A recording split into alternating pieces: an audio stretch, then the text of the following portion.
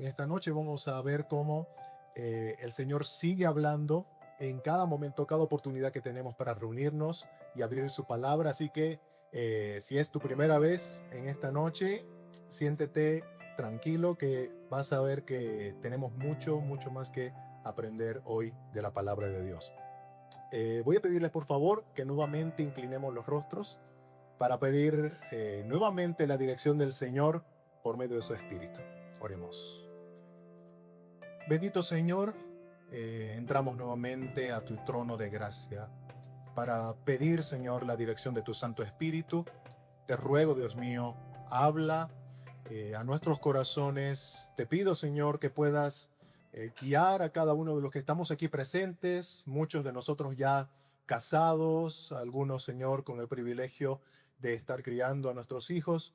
Y tal vez otros, Señor, que están ahora mismo en ese proceso de querer casarse, Señor.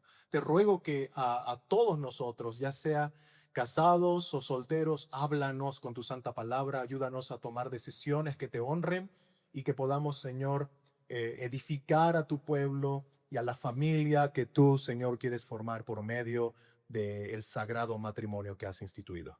Te pedimos, Señor, tu bendición para todos los presentes aquí, como también los que en algún momento tal vez llegan a a acompañarnos, Señor, a nosotros en esta reunión, como los que no van a poder venir por diversas circunstancias. Señor, guárdales en donde ellos están. Te lo pido en nombre de Cristo Jesús.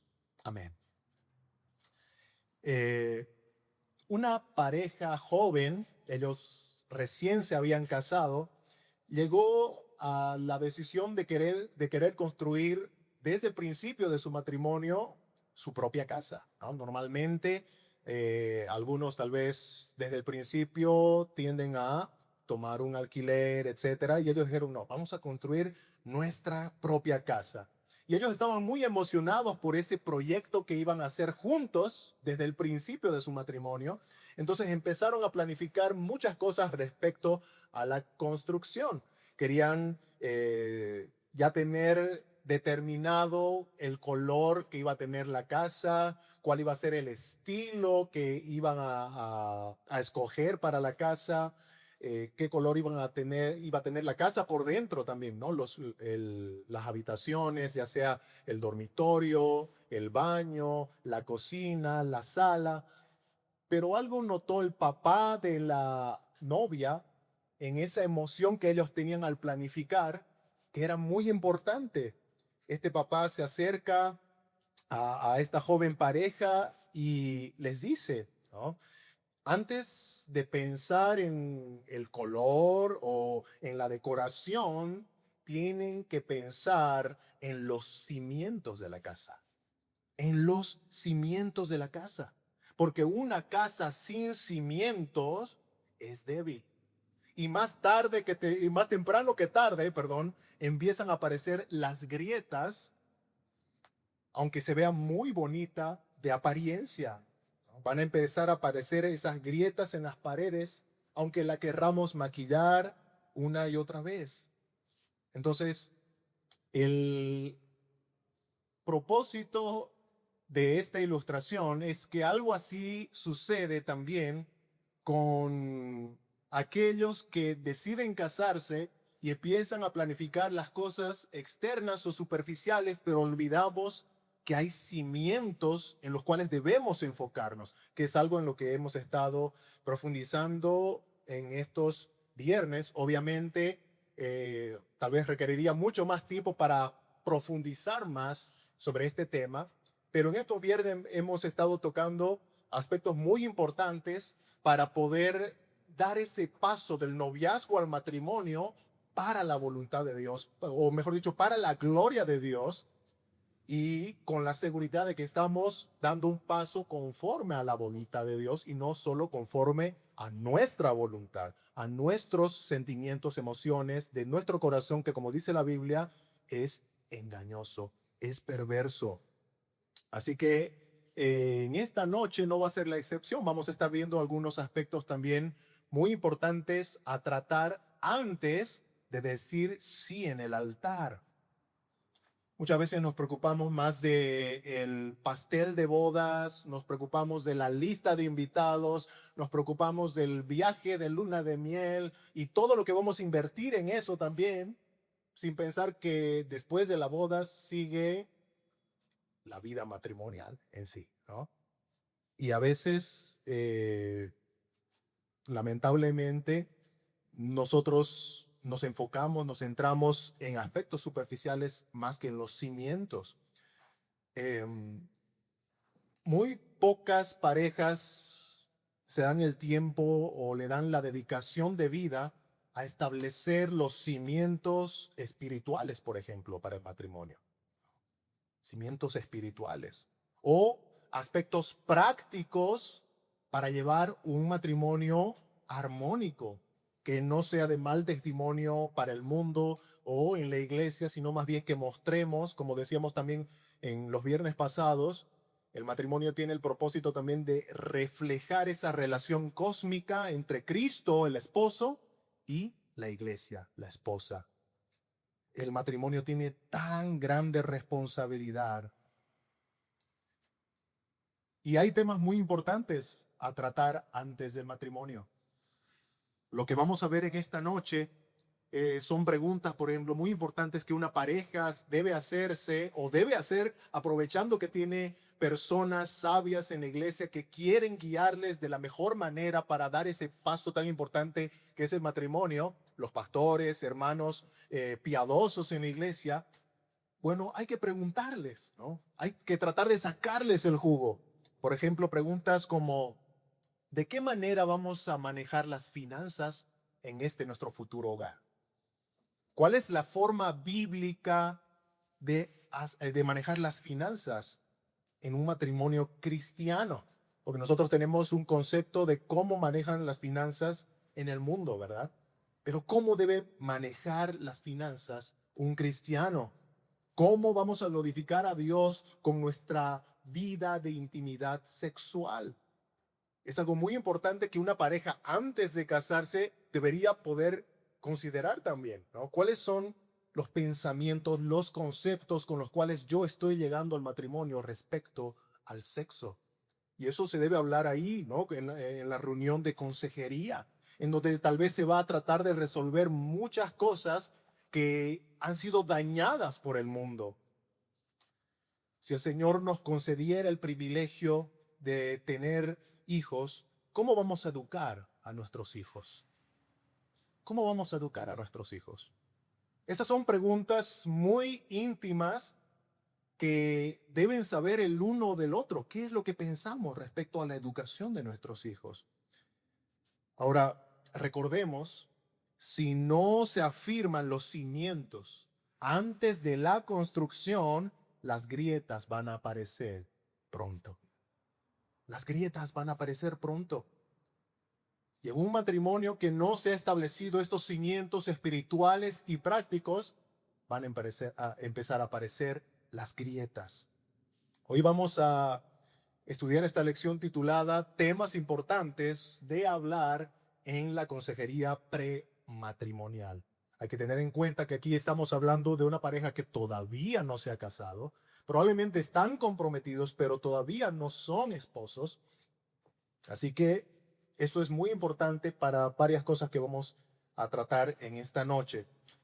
Vamos a ver algunos aspectos importantes que los cristianos debemos considerar en ese proceso, en ese tiempo de noviazgo que va de camino al matrimonio, porque recordemos que el cristiano debe sacarse de la mente lo que el mundo nos ha vendido, que el noviazgo es un tiempo de juego, es un tiempo de jolgorio, de darle rienda suelta a nuestra carnalidad. No, no, no. El cristiano debe saber que el noviazgo tiene un propósito. Recuerdan, veíamos eso también en los pasados viernes. El noviazgo cristiano tiene un propósito y el propósito es el matrimonio. El matrimonio. Y veíamos cuán importante es que una persona que desea ponerse de novio debe preguntarse si está preparado para ser novio y luego esposo o esposa, ¿no? Madurez espiritual que luego se va reflejando también en aspectos visibles, ¿no? Como un joven, hemos dicho, ¿no? Que no hay edad sino madurez espiritual, y este joven es trabajador, tiene un sustento para la familia que quiere formar, etcétera, etcétera, ¿no? En el aspecto espiritual se ve que es un joven que es muy entregado al servicio en la iglesia, es un joven que congrega, que está expuesto siempre a la guía pastoral. Entonces podemos ver ahí madurez espiritual, preparación. Ahora, ¿qué otras cosas deben hablarse antes del matrimonio? Bueno, como hemos estado estudiando estos viernes pasados, los cristianos debemos ver con mucha seriedad el tema de noviazgo, ya que encamina hacia el matrimonio. Y el matrimonio cristiano, con todo y sus altibajos, porque nosotros sabemos que nos casamos con alguien que es pecador o pecadora igual que yo. Y como somos pecadores, entonces van a haber altibajos en el matrimonio, van a haber algunos desacuerdos por causa de nuestra pecaminosidad. Pero aún así, si somos ya redimidos por la sangre de Cristo, por la fe puesta en Él, entonces tenemos la responsabilidad, como decíamos hace un momento, de reflejar al mundo sobre Cristo y la iglesia. Y para eso necesitamos matrimonios firmes, matrimonios firmes. Cuando el apóstol Pablo escribe a los Efesios, en Efesios capítulo 5, y se refiere al rol del esposo y el rol de la esposa, poniendo en primer lugar a Cristo y la iglesia, ¿verdad? Como el ejemplo a seguir, nosotros vemos que se requiere de mucha madurez espiritual. Por ejemplo, ¿qué es lo que hizo Cristo, el esposo, por la iglesia? Dice la Biblia que se entregó a sí mismo por ella. Se entregó a sí mismo por ella para santificarla. Así que el amor de los cónyuges cristianos debe buscar el bienestar del otro por encima del de uno mismo. Y para eso se requiere mucha madurez espiritual. Porque ¿qué es lo que normalmente tendemos a hacer? Es velar por nosotros mismos. Porque por naturaleza somos egoístas. Pero el Espíritu Santo que mora en nosotros nos impulsa a luchar contra ese egoísmo, contra el egocentrismo, para velar por encima de mi bienestar, por el bienestar de mi cónyuge. Debemos buscar la edificación del otro por encima de mi comodidad. Debemos buscar la felicidad del otro por encima de mis caprichos y gustos. Normalmente cuando se pregunta, ¿verdad? ¿Tú qué buscas al casarte? ¿No? ¿Qué estás esperando al casarte? Y la pregunta más general es, ¿quiero ser feliz? La pregunta que deberías hacerte es, ¿y tú eres una herramienta para la felicidad de la otra persona? No, no velar por tu felicidad, sino por la felicidad de la otra persona. Así que como nos podemos dar cuenta, amar como Cristo ama a la iglesia se requiere de mucha madurez espiritual. Y esa está basada en una comunión cercana, íntima con nuestro Señor, una comunión a través de su palabra, a través de la oración, a través de la congregación con su pueblo, la iglesia. Y bueno, esa madurez se debe ir cultivando desde antes del matrimonio. A veces queremos encarar las cosas ahí, adentro del matrimonio, ¿no? Pero tiene que ser antes. Antes, si hay luchas con pecados, debemos luchar antes. No quiere decir que vamos a dejar de luchar en el matrimonio, pero a veces cometemos el terrible error de guardar luchas, pecados que tenemos que van a afectar la relación matrimonial. Estimado hermano, que tal vez estás orando por casarte, déjame decirte esto respecto al pecado y el matrimonio. Y es que el matrimonio no va a solucionar tu pecado. Por ejemplo, un soltero codicioso, cuando se case, va a ser un esposo codicioso. No es que casarte va a quitarte lo codicioso. Un soltero o una soltera inmoral, cuando se case, va a ser un esposo o una esposa inmoral. El matrimonio no te va a quitar tu pecado, no te va no va a luchar en contra de tu pecado. Un soltero egoísta no va a dejar de ser egoísta por el simple hecho de haberse casado. Porque el matrimonio, estimado hermano, no sana el pecado. Dios es el único que sana al pecador de su pecado. Por eso el cristiano debe abordar estos temas importantes de índole espiritual que luego se van mostrando de manera práctica. Se los debe abordar antes de casarse. Y uno de esos temas es las finanzas, la economía en el hogar, que como hemos estado hablando el pasado viernes en el tiempo de preguntas y respuestas, el tema del dinero es uno de los factores de divorcio o de separación en los matrimonios o de conflicto en los matrimonios más común, uno de los más comunes. Y es que el tema con el dinero es muy delicado en toda área. Nosotros sabemos eso. Por dinero, nosotros hemos visto cómo iglesias caen en conflicto, se dividen, cómo por dinero los mejores amigos terminan distanciándose y el matrimonio no es la excepción. El dinero puede traer problemas en el matrimonio. Y aquí hay que hacer la salvedad de que el problema no está en el dinero en sí mismo, sino en el corazón nuestro, que debemos saber manejar el dinero de manera sabia y no idolatrar el dinero, ¿no? El amor al dinero es un pecado. Hermanos, aproximadamente un 33% de las rupturas matrimoniales tienen que ver con problemas de dinero. 33% de rupturas matrimoniales tienen que ver con problemas de dinero. Eso quiere decir que de 3 matrimonios rotos, uno de ellos fue por causa del dinero. Fue por causa de una inestabilidad en la administración de las finanzas. Y pueden haber muchas razones para eso. A veces el egoísmo, el simple egoísmo, como decíamos, si no se trata todo esto antes, en el matrimonio vamos a tener serios problemas. Un soltero egoísta va a ser un esposo egoísta. Nosotros ya podemos ahora a través de las redes sociales estar un poquito más conectado con las noticias, la farándula, etcétera. Y como en las noticias vemos más que todo de los famosos, ¿verdad? Como la famosa tal ya va por su quinto matrimonio y claro, en su recorrido ya ha adquirido experiencia, entonces en el quinto matrimonio ya saben lo que ella tiene que hacer y bueno, eh, pone la separación de bienes, ¿verdad? Para cuidar su patrimonio. Pero nosotros vemos eso en el mundo. La pregunta es, ¿y el cristiano cómo debe reaccionar en esta área?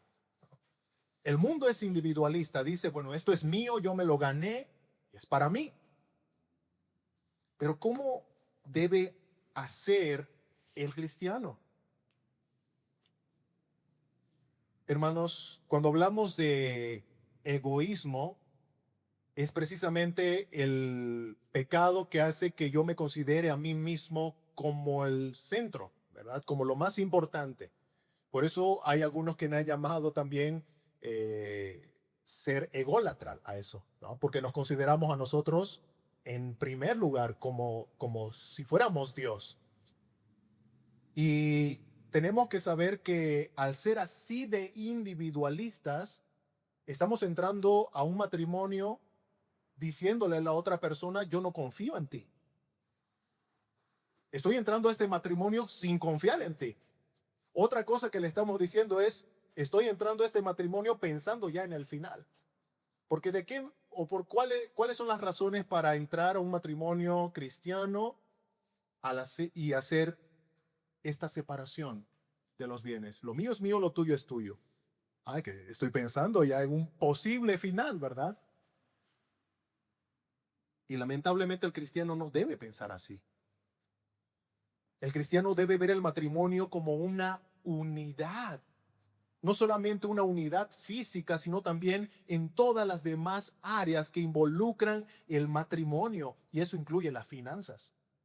Las finanzas incluyen esa unidad. Otra vez volviendo a Efesios capítulo 5, cuando el apóstol Pablo está hablando de Cristo y la iglesia, para luego hablar del esposo y la esposa, dice que el esposo debe cuidar a su esposa y debe hacerlo como a su propia carne, como a su propio cuerpo.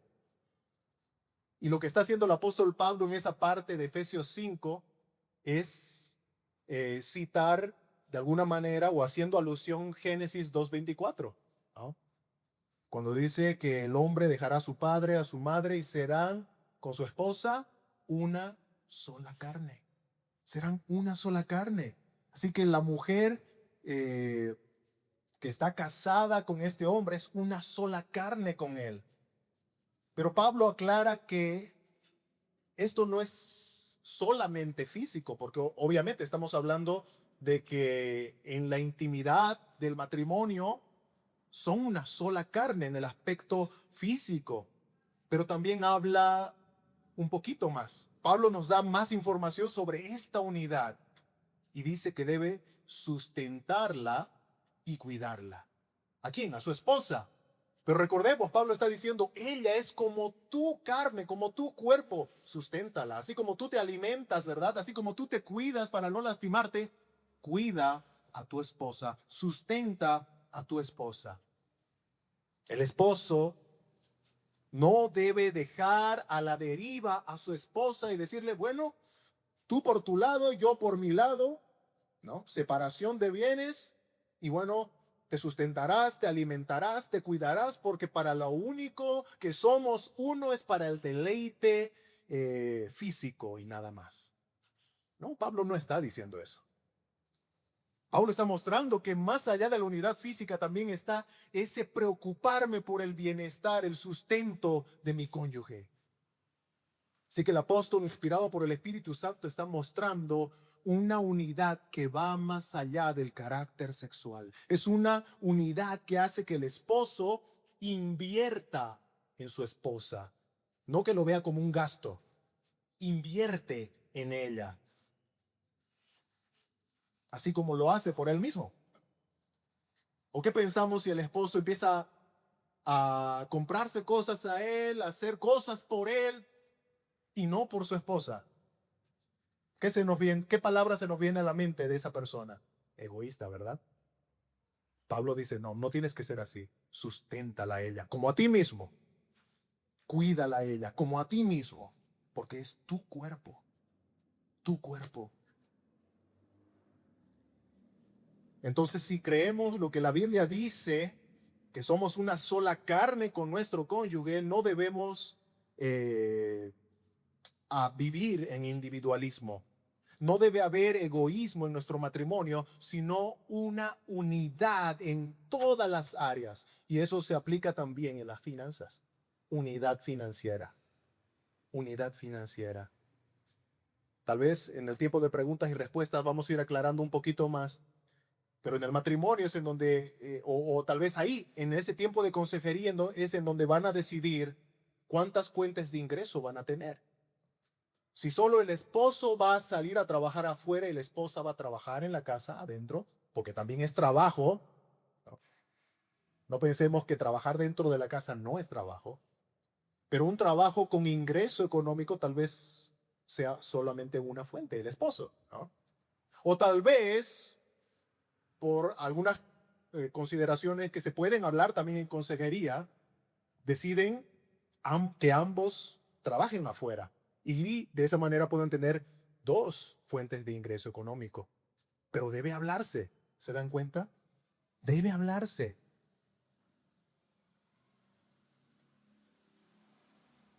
Y lo que decidan tiene que tener también un fundamento, ¿no? Si el esposo, si se decide entre los dos, ¿verdad? Que el esposo va a salir a trabajar afuera y él va a ser la única fuente de ingreso económico para la familia, entonces deben preguntarse también, ¿y el sueldo, ese sueldo único, va a cubrir las necesidades básicas para el sustento de nuestra familia? Porque si es que no, entonces ahí pueden ir viendo otras cosas, ¿verdad? Para hacer sustentos, aspectos importantes, básicos, ¿no? Para la familia. Un alquiler de una casa, el alimento diario, medicinas para cuando alguno de la casa se enferme. Se dan cuenta que como mencionamos estas cosas básicas, no estamos hablando de lujos, no estamos hablando de cosas exageradas, ¿no? Sino cosas necesarias para dar a la esposa, para dar a los futuros hijos en el hogar. Estimados hermanos, y esto es muy importante para todos los que somos padres, ¿verdad? Como padres, no deberíamos considerar dar a nuestra hija como esposa a un hombre que ya desde la soltería muestra que es un vago, que no le gusta trabajar, que le huye al trabajo. Y al contrario de eso, es un vicioso, ¿no? A veces cuando hablamos de vicios, pensamos tal vez en el alcohol, las drogas. No, no, uno puede ser vicioso en muchas otras cosas, ¿no? El simple hecho de no hacer nada y salirme con los amigos, eso es un vicio. Prefiero hacer eso que ir a trabajar por mi familia.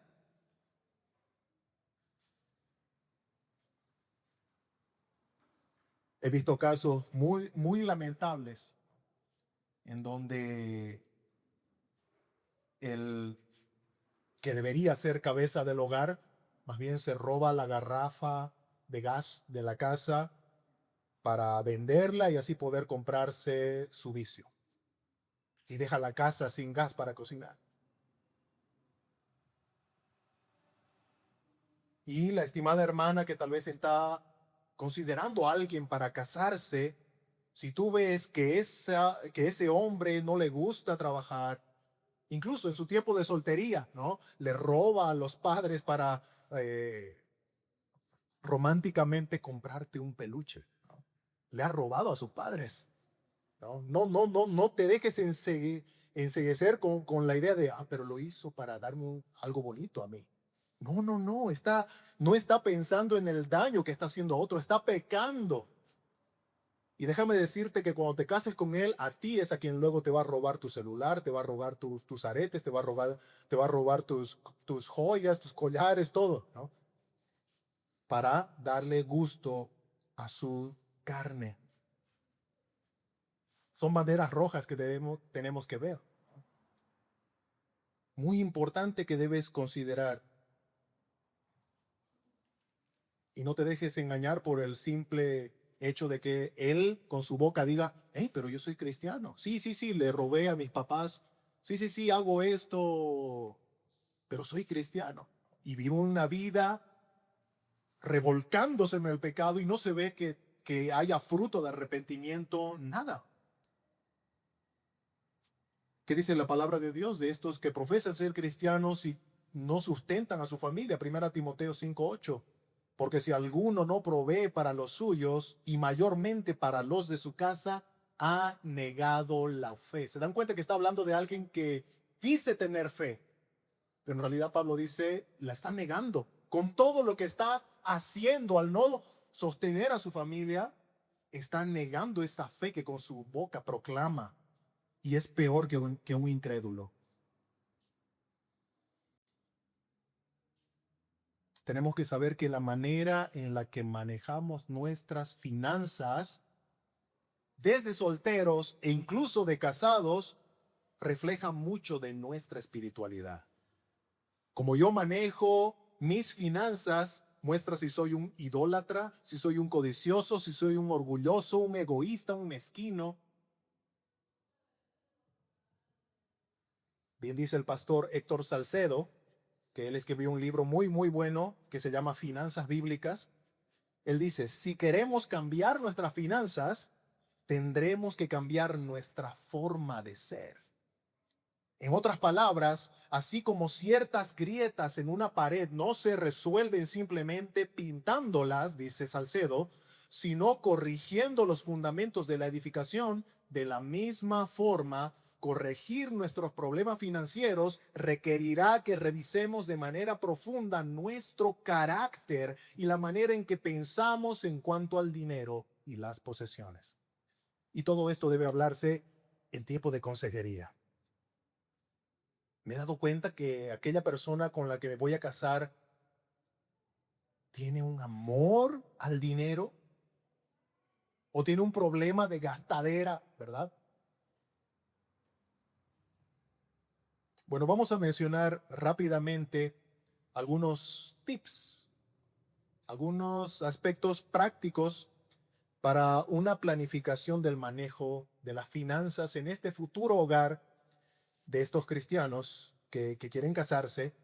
Y bueno, aquí tengo que aclarar que hice un resumen de dos listas que mencionaron, por ejemplo, Héctor Salcedo en su libro sobre finanzas bíblicas, y un poco también saqué del libro de Rob Green, perdón, que de su libro De Camino al Matrimonio.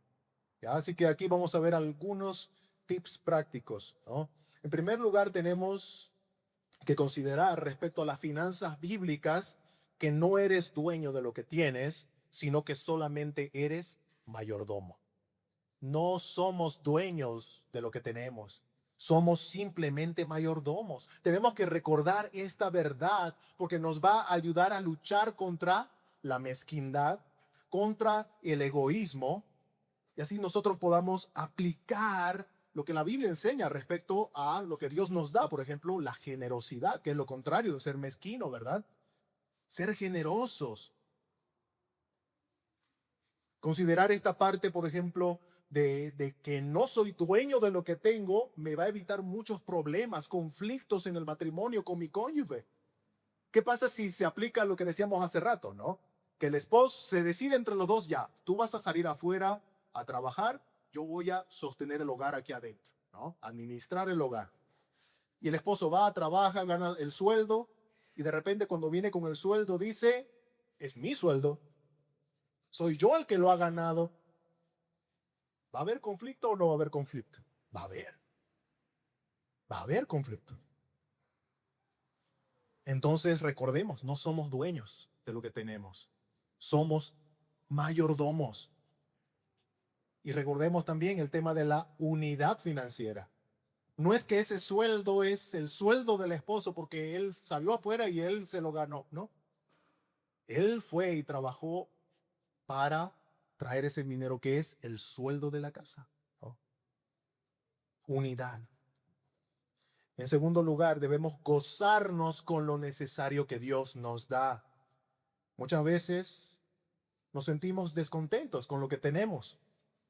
Aunque tenemos pan en la mesa cada día, tenemos abrigo, tenemos un techo, probablemente es un techo que estoy alquilando ya por 10 años, pero Dios me ha sustentado para poder pagar ese alquiler y darme un techo por 10 años.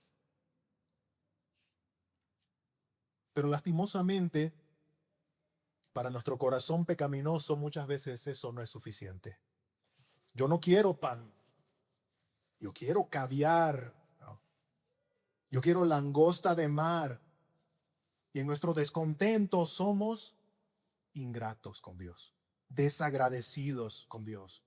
Cuando la Biblia más bien nos manda a ser agradecidos en todo tiempo y por todas las cosas que tenemos. ¿Cómo nos enseñó a orar el Señor Jesucristo en esa oración famosa, ¿no? El Padre Nuestro dice en una de las porciones, danos hoy el pan de cada día.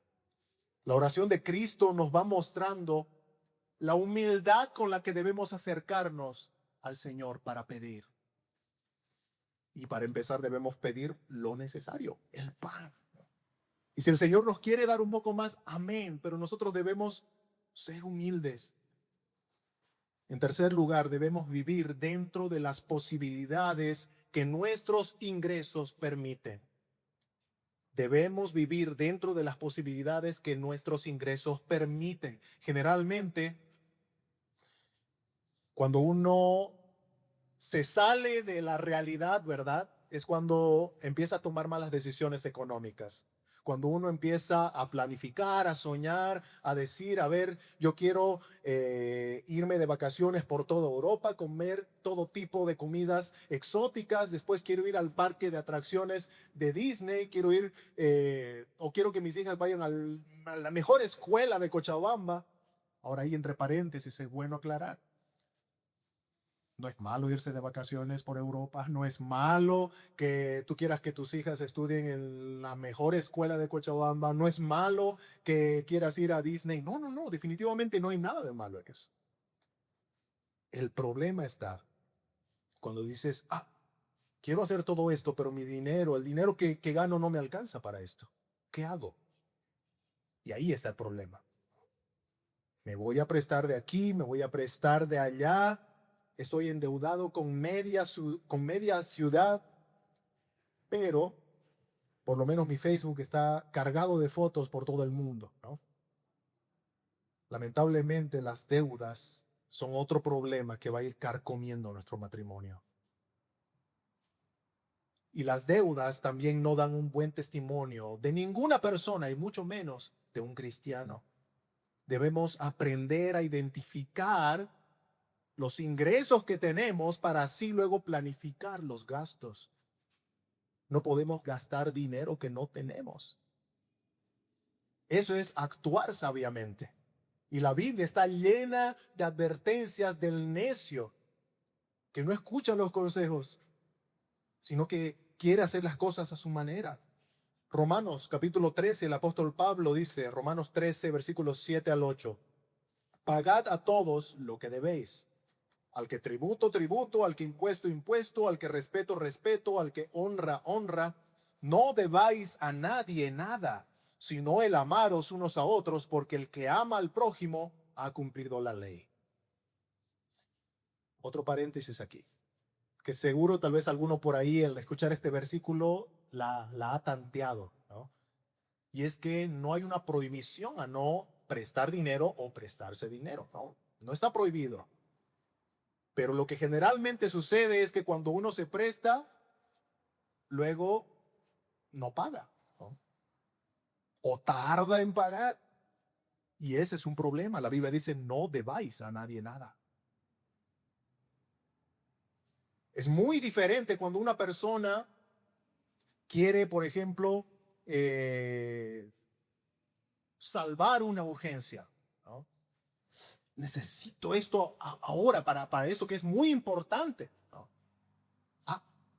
Toma, hermano, toma, amigo, ¿no? Y claro,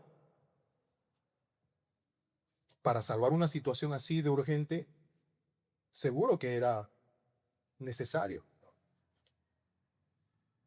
Pero es muy fácil reconocer a alguien que está en una urgencia y a otro que está solamente queriendo satisfacer sus caprichos, sus gustos. Si yo creo que no voy a poder pagar esa deuda y voy a exponer mi testimonio, el testimonio de la iglesia, el testimonio de Cristo, entonces mejor no me presto.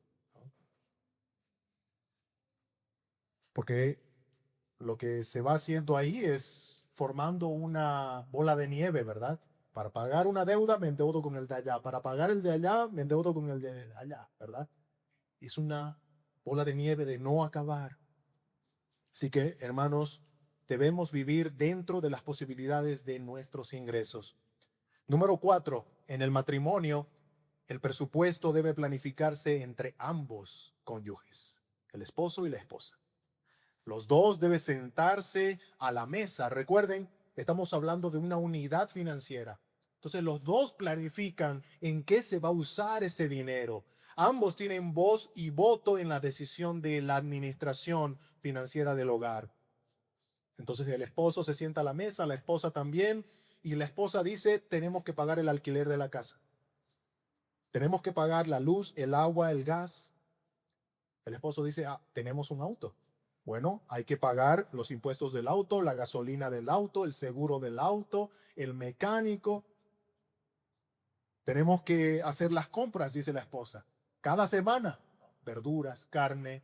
Tenemos que también, si Dios nos ha dado hijos, tenemos que comprar ropa para los niños, medicina para los niños, pagar la escuela de los niños. No debemos dejar de lado también, dice el esposo, ¿no? Ahí sentados los dos a la mesa, lo que Dios nos manda respecto a ofrendar regularmente. Y ahí, en ese momento de la planificación, deciden lo que van a ofrendar y apartan con tiempo su ofrenda para el Señor, como algo que Él ha ordenado a sus hijos. ¿Se dan cuenta cómo ya se armó ahí una pequeña lista de cómo ir usando lo que tienen? Y ya entre los dos decidirán cuál es el más diestro para llevar a la acción, a la práctica, lo que entre los dos han planificado, ¿verdad? A veces tal vez el esposo o la esposa es mucho mejor con los números, eh, con los papeles, etcétera. Y ella tal vez lo va a poder hacer mucho mejor en el aspecto práctico. Así que estos tienen que hablar en la consejería prematrimonial. Muy importante. Porque recuerden, el tema del dinero trae serios problemas, tan serios que en muchos casos termina en el divorcio, en la separación de ese matrimonio. Y otra cosa, para terminar esta lección, es respecto a la vida sexual. En el tiempo de consejería prematrimonial se debe hablar sobre la vida sexual. Obviamente por cuestión de tiempo no vamos a profundizar sobre este tema, pero vamos a mencionar algunas cosas que nos van a ayudar a entender por qué se debe hablar de esto. Hay algunas parejas, o tal vez individualmente, ¿no? Las personas que llegan al matrimonio ignorando sobre el tema de la sexualidad bíblica, ¿no? Ignorando sobre el tema de la sexualidad bíblica. Nosotros vivimos en una cultura hipersexualizada. En todo lugar hay exposición a los conceptos sobre la sexualidad. Y viendo esa realidad en la que vivimos, algunos papás han decidido proteger a sus hijos.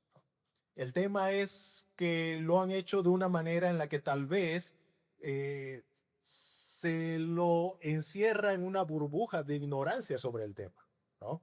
No es que los papás no puedan explicarle, ellos deciden no hacerlo. A veces, por ejemplo, enseñándoles mitos. Por ejemplo, no va a faltar el momento en el que tu hijo o tu hija te pregunte, mamá, ¿de dónde vienen los bebés? ¿No? Y obviamente tú, según la edad que tiene tu hijo, vas a ir enseñándole, ¿verdad? Nosotros le enseñamos que es Dios quien forma al bebé en el vientre de la mamá. Pero a veces se nos sale el tema de la cigüeña, ¿verdad? Y es uno de los mitos más comunes que le enseñamos porque no creemos que sea un tema que debamos hablar con nuestros hijos. O a veces reaccionamos de una manera mucho más negativa y decimos, no preguntes eso, es malo. Entonces ese pequeño o esa pequeña, cuando crece, llega al matrimonio pensando que la sexualidad es mala, es vergonzosa en sí misma. Así que respecto a esto es bueno que sepamos que la sexualidad no es pecado en sí mismo, sino que es creación de Dios. Dios diseñó el sexo. Génesis capítulo 1, versículos 27 al 28, Dios crea al hombre, crea a la mujer y da un mandato, ¿no? Id, multiplicad y fructificaos. ¿Y cómo iban a hacer eso? Entonces el mandato nos está mostrando de manera implícita la sexualidad. Dios es el diseñador del sexo. Así que nosotros afirmamos lo que la Biblia nos enseña. Cuando terminó Dios de crear, vio todo lo que había hecho y dijo que era bueno en gran manera. Y eso incluye la sexualidad. Lo que ha pasado después de la caída no es que destruye el plan original de Dios. Debemos también recordar que la sexualidad debe celebrarse dentro del matrimonio. La Biblia califica toda relación sexual que está fuera del diseño de Dios como pecado. Como pecado. La pareja, por ejemplo, que tiene intimidad sin casarse, es una relación de fornicación. La Biblia lo llama así, con nombre y apellido, fornicación. El esposo que se va con otra mujer que no es su esposa es un adúltero. La Biblia lo llama así. Entonces, cuando hablamos de pecados sexuales, ya sea, por ejemplo, incesto, bestialismo, pedofilia, necrofilia, poligamia, homosexualismo, lesbianismo, son pecados que han distorsionado el concepto de la sexualidad bíblica, que es buena en sí misma, dentro de los parámetros del diseño de Dios. Así que la ignorancia sobre la sexualidad bíblica, estimados hermanos, no protege. Más bien al contrario, expone a la persona que está en esa ignorancia, porque va a tratar de buscar respuestas, si no es a través de los padres, entonces a través del internet o de esos amigos mal instruidos también que le van a llenar la cabeza de cualquier basura también. Y eso nos lleva a otra razón importante de por qué una pareja que está a punto de casarse debe hablar de este tema de la sexualidad. Y es que tal vez uno de los dos en la pareja que quiere casarse, o tal vez los dos, han sido expuestos a la pornografía y eso ha distorsionado su mente, su concepto sobre la sexualidad. Hermanos, esa basura que va propagándose por todo Internet ofrece una idea falsificada sobre la sexualidad. Y esa idea falsificada sobre sexualidad va alimentando el egoísmo, alimentando expectativas falsas en la mente de esa persona, de manera que él luego llega al matrimonio con ideas irreales sobre la sexualidad. Y esas expectativas irreales luego causan descontento en el matrimonio. De repente él ya no ve a su cónyuge como su hermana en Cristo, como su compañera de vida, como aquella que el Señor le ha dado para deleitarse con ella, sino que simplemente la ve como su esclava sexual, como un mero objeto de placer. Y de repente ella es solamente alguien a quien no me importa avergonzarla, incomodarla o lastimarla, porque solamente busco mi beneficio, mi placer. Así puede llegar una persona de dañada por el bombardeo de este mundo al matrimonio. Pero esas cosas se pueden solucionar en el tiempo de consejería. En la reunión de consejería, esta persona puede honestamente reconocer ese pecado y arrepentirse genuinamente. Algo que los pastores normalmente observamos, ¿verdad? En una confesión de pecado, no solamente es cuánto ha llorado, por ejemplo, ¿no? Sino lo que viene después, los frutos de arrepentimiento. Esta persona debe mostrar genuinamente su arrepentimiento, no solo con palabras, sino en acción. Entonces los pastores van a empezar a mostrar un interés en buscar su restauración sobre este tema. ¿Vas a llegar al matrimonio? Bueno, vamos a buscar tu restauración. Entonces se le va a empezar a dar consejos prácticos que le ayuden con esta lucha, ¿verdad? Si tienes un celular con internet y ese es un gran tropiezo, entonces consíguete un celular sin internet. No vas a estar incomunicado, pero sí te va a ayudar a no estar expuesto a lo que el internet te vende. O tal vez como pareja pueden llegar a un acuerdo en donde compartan una aplicación en donde les muestra a ambos las páginas web en donde ellos se sumergen, ¿verdad? Y se cuidan mutuamente. Cosas prácticas. Y ahí tú vas a ver si esa persona se ha arrepentido cuando de buena gana acepta la ayuda pastoral, la guía espiritual. O al contrario, se cierra y dice, ¿quiénes son estos? Que no se metan en mi vida, ¿no? Ojo con esas actitudes. Y luego que esta persona empieza a mostrar frutos de arrepentimiento, tiene que empezar a llenar su mente con las palabras de Cristo, como dice el apóstol Pablo a los colosenses. Y todas aquellas mentiras sobre la sexualidad con las cuales ha llenado su mente por tantos años tienen que ser reemplazadas por la verdad. Y otra cosa es que la pareja debe tener mentores, que normalmente son los que han hecho la consejería matrimonial, ¿no? Son ellos los que conocen las luchas, son ellos los que conocen los conflictos que han pasado como noviazgo y luego en el matrimonio, con mucha confianza de que ellos ya saben, pueden acercarse, ¿no? Pastor, hermano, recuerda ese problema que tuvimos, mire, esto está pasando. Ya con mucha confianza puede ir y buscar soporte espiritual para su vida patrimonial en estos mentores. Pero el peor error que podemos cometer es pensar que podemos solos con esta carrera. No podemos solos. Necesitamos ayuda. La batalla contra el pecado es una batalla incesante que muchas veces se necesita de alguien que aplaque mi orgullo. No seas sabio en tu propia opinión, dice Proverbios 3:7.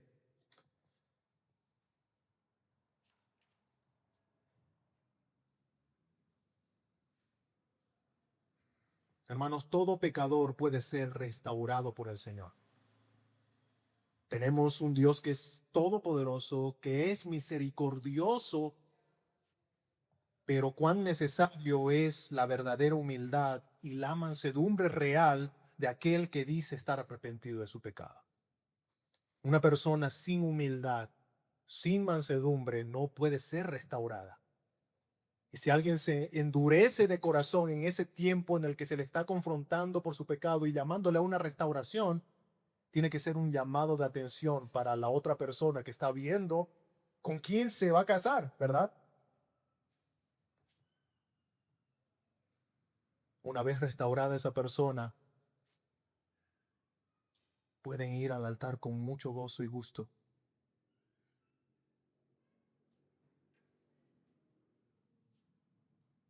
Y bueno, esa es una de las razones que nos lleva también a esta última parte.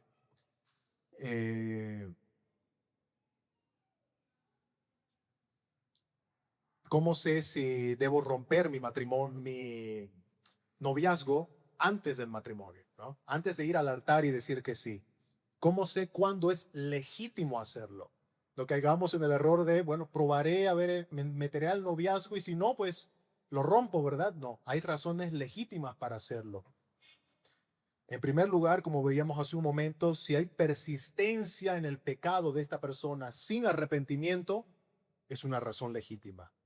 Esta persona se lo ha descubierto un pecado, se lo quiere tratar, se quiere buscar una restauración para él, pero se endureció, se dejó de venir a la iglesia. Ese es un llamado de atención que puede ser legítimo para cortar el noviazgo.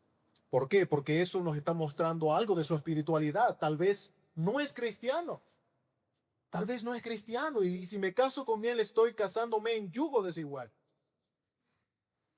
Otra razón es si esta persona con la que me voy a casar tiene actitudes controladoras o abusivas.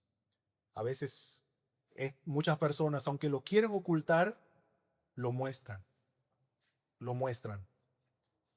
Ya hemos hablado también el pasado viernes un poco sobre esto, ¿no? Los celos enfermizos, la manipulación emocional, las humillaciones o el abuso verbal o físico, no podemos confundirlos con amor bíblico. No, no, no. Son evidencia de una persona egoísta que está dispuesto a lastimarte por conseguir lo que quiere. Esa es una razón legítima para romper el noviazgo. ¿Cuántas personas ahora mismo están en matrimonios que vieron banderas rojas ya en el noviazgo, pero dijeron, no, no, no, va a cambiar? Y lamentablemente la cosa empeoró. En tercer lugar, razones para romper el noviazgo, razones legítimas para romper el noviazgo. Si es que en la pareja hay desacuerdos fundamentales, eso es bueno subrayar, desacuerdos fundamentales de doctrina. Ahí podemos empezar a hablar con lo más básico, ¿no? El evangelio, por ejemplo. Si hay discrepancia en lo que yo creo que es el evangelio, entonces definitivamente hay que romper ese noviazgo, ¿no? Si él piensa que la salvación es por obras, ¿no? Por lo que yo voy a hacer, me voy a ganar mi salvación. Y yo creo que la salvación es por gracia, que Cristo ya hizo la obra, murió en la cruz y yo solo debo creer en él. Entonces hay una gran diferencia ahí. Y volvemos al principio. Si me caso con esa persona que cree que se puede ganar su salvación, me estoy casando con un incrédulo, porque no cree en el verdadero evangelio, por tanto no es creyente. Yugo desigual. Debo romper el noviazgo. Y no caigamos en la mentira universal de yo lo voy a evangelizar y lo voy a convertir en el matrimonio. Otra vez, ¿cuántas personas entraron al matrimonio pensando así y 30, 40, 50 años después siguen lamentando que su esposo es incrédulo? Otra diferencia doctrinal que puede ser muy importante para traer conflictos en el matrimonio es nuestro concepto en los roles de esposo y esposa en el matrimonio.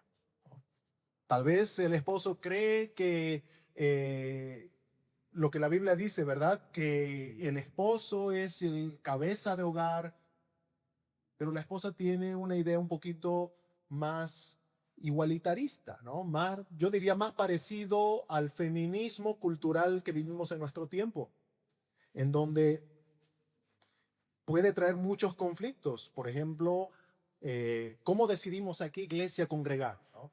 Ella dice, no, yo quiero ir a una iglesia en donde la mujer es empoderada, ¿no? La pastora tal tiene esa iglesia allá. Y el esposo dice, pero ¿cómo? Yo creo esto otro. Y hay una diferencia de pensamientos respecto a la iglesia en la que van a congregar por esto otro, que es la raíz. Y de por sí eso puede traer otros conflictos en el hogar, por ejemplo, respecto a los hijos. Sabemos que la línea progresista que tiene que ver con el feminismo actual, ¿verdad? La cultura feminista actual, ve a los hijos como un estorbo, no como una bendición, como dice la Biblia.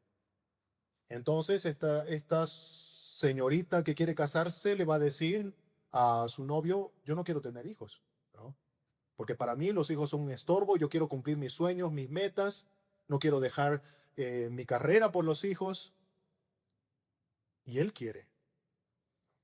Es un conflicto grande, ¿no? Y aquí es bueno aclarar también que a veces el tema de si tenemos hijos o no puede ser algo debatible si es que, por ejemplo, está involucrada la salud, ¿no? Es muy importante también considerar eso. A veces la vida de la madre también está en riesgo en esos casos y tal vez un mutuo acuerdo entre esposo y esposa dicen, vamos a adoptar, ¿no? Si tener un hijo de manera biológica puede ser un riesgo, porque ya esto nos han dicho los doctores. Adoptamos, pero deben hablarlo, deben hablarlo.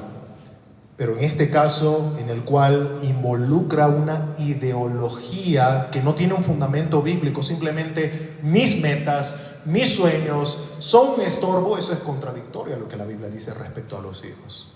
Y eso ya puede hacer pensar en romper el noviazgo.